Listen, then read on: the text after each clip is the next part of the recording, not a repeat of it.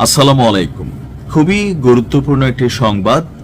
এই মুহূর্তে ভারত যে সিদ্ধান্ত নিতে যাচ্ছে, যদি সত্যি সত্যি তারা বাংলাদেশের বিপরীতে সার্জিক্যাল স্ট্রাইক পরিচালনা করে, তাহলে পরিণতি অত্যন্ত ভয়ঙ্কর হবে।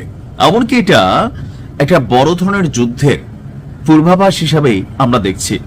প্রথমত আপনাকে বুঝতে হবে সার্জিক্যাল স্ট্রাইক বা যুদ্ধের ভাষায় এই সার্জিক্যাল স্ট্রাইক কি, এর গুরুত্ব কতটুকু, আর এতে কোনো একটি দেশের বিরুদ্ধে আরেকটি দেশ কিভাবে লড়াই করে এবং পরিণতি কোন দিকে যায়। সার্জিক্যাল স্ট্রাইক হলো এক ধরনের সুনির্দিষ্ট সামরিক অভিযান, অর্থাৎ যেখানে শত্রুপক্ষের একটি নির্দিষ্ট লক্ষ্যবস্তুকে কেন্দ্র করে, যেমন হতে পারে একটা জঙ্গি ঘাঁটি, অস্ত্রাগার, অথবা রাশিয়া ইউক্রেন যুদ্ধে আপনি দেখেন তাদের যে বিদ্যুৎ ক্যাপাবিলিটি, গ্যাস চেম্বারগুলো অথবা গ্যাসের যে ক্ষেত্রগুলো, এরকম ভাবে নির্দিষ্ট একটা লক্ষ্যবস্তুকে টার্গেট করে আপনার হামলা চালানো হয়, আর যার মূল উদ্দেশ্য থাকে ন্যূনতম বেসামরিক ক্ষয়ক্ষতি, অর্থাৎ বেসামরিক জনগণের যেন ক্ষয়ক্ষতি না হয়, আর হলেও সেটা যেন একদম ন্যূনতম পর্যায়ে থাকে, বা কোলাট্রাল ড্যামেজ।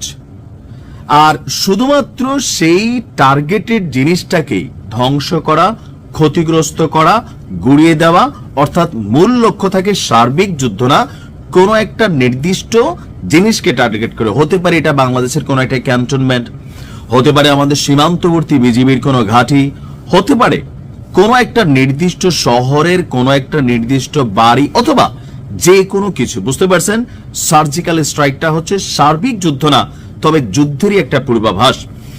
এটি একটি সীমিত আকারের অত্যন্ত নির্ভুল এবং কৌশলগত হামলা, যা কোনো বড় আকারের যুদ্ধের দিকে না গিয়ে নির্দিষ্ট শত্রুর ক্ষতি সাধনের জন্য পরিচালিত হয়।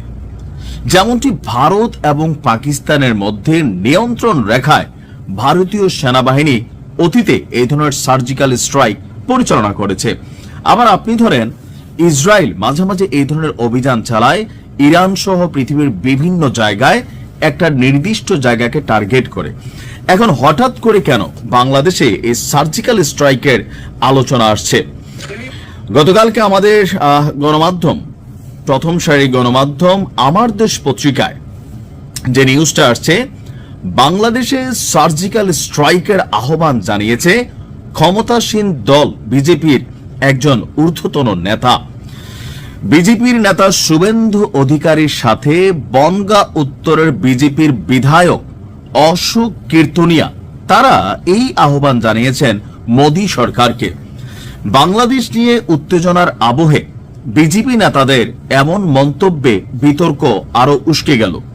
সীমান্তে উত্তেজনা এবং সাম্প্রতিক একটি হত্যাকাণ্ডের প্রতিবাদ জানাতে ভারতের হিন্দুত্ববাদী দলটির নেতারা তারা যে বক্তব্য দিচ্ছেন, আসলে এটা ভারত এবং বাংলাদেশের মধ্যে যুদ্ধ বাঁধিয়ে দেওয়া ছাড়া আর কোনো কিছুই ফলাফল বয়ে আনবে না। আপনার বিজেপির বিধায়ক অশোক কীর্তনিয়া এবং হরিণঘাটার বিজেপি বিধায়ক অসীম সরকার, তারা সহ শুভেন্দু অধিকারী, যিনি প্রতিনিয়ত বাংলাদেশ সম্পর্কে নেগেটিভ বক্তব্য করেন, তাদের বক্তব্য ছিল এটা যে ডক্টর ইউনূসকে একটা শিক্ষা দিতে একটা সার্জিক্যাল স্ট্রাইক পরিচালনা করা দরকার ভারতের। কূটনৈতিক সমাধানের বদলে বিতর্ক এবং উস্কানি বেশি শোনা যাচ্ছে বলে তারা মনে করছে যে বাংলাদেশের পক্ষ থেকে এই মুহূর্তে এই অ্যাক্টিভিটিসগুলো হচ্ছে। অসীম সরকার প্রকাশ্যে সার্জিক্যাল স্ট্রাইকের আহ্বান জানিয়েছে তার সরকারকে। তার বক্তব্য, যেভাবে পাকিস্তানে সার্জিক্যাল স্ট্রাইক হয়েছিল সেভাবে বাংলাদেশেও অভিযান করুক ভারত সরকার। অর্থাৎ 2016 সালে পাকিস্তানের সাথে আপনার যে সীমান্তবর্তী এরিয়া, সেখানে একটা সার্জিক্যাল স্ট্রাইক দিয়েছিল ভারত এবং তাতে তারা সফল হয়েছিল।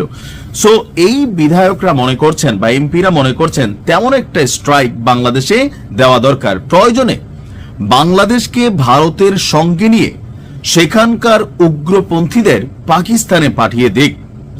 আপনার বলা হচ্ছে যে কেন্দ্রীয় সরকারের এখনই উচিত বাংলাদেশকে আর বাড়তে না দেওয়া, এখনই সার্জিক্যাল স্ট্রাইক করা দরকার। অর্থাৎ ভারত চাচ্ছে এই মুহূর্তে বাংলাদেশ থেকে ভারত বিরোধী যে সকল বক্তব্য, ভারতের সার্বভৌমত্ব বিরোধী যে বক্তব্য, সকল কিছুকে তারা খুবই সিরিয়াস নিচ্ছে। আর এই মুহূর্তে জনাব তারেক রহমানের ফেরাতে কিছুটা স্বস্তি ফিরলেও ভারত বাংলাদেশের ব্যাপারে আশ্বস্ত হতে পারছে না। কারণ এই সরকারের সময় বিভিন্ন সময় পাকিস্তানের বিভিন্ন ঊর্ধ্বতন জেনারেলরা যখন বাংলাদেশ সফর করছেন, তখন ভারত মনে করছে তাদের যে 7 সিস্টার্স, তাদের যে শিলিগুড়ি করিডোর, বিভিন্নভাবে বাংলাদেশের মাটি ব্যবহার করে পাকিস্তান বড় কোনো ঘটনা ঘটাইতে পারে। আর ওইরকম ঘটনা ঘটানোর আগেই উচিত ভারতের একটা সার্জিক্যাল স্ট্রাইক করা, যেন বাংলাদেশের শিক্ষা হয়। এখন ভারত চাইলেই কি এটা করতে পারে। সার্জিক্যাল স্ট্রাইক দিলে আমাদের কিচ্ছু করার থাকবে না। এই মুহূর্তে আমাদের সাথে অন্য কোনো দেশের প্রতিরক্ষা চুক্তি নাই যে ওই দেশ আমাদের পক্ষে এসে লড়াই করবে। সো সবকিছু মিলিয়ে আমার মনে হয় না ভারত এই ধরনের পদক্ষেপ নিবে। তবে আমি জানি না যে নির্বাচনের আগে আসলে কোন রকম অশুভ ঘটনা ঘটে কিনা। ভালো থাকবেন।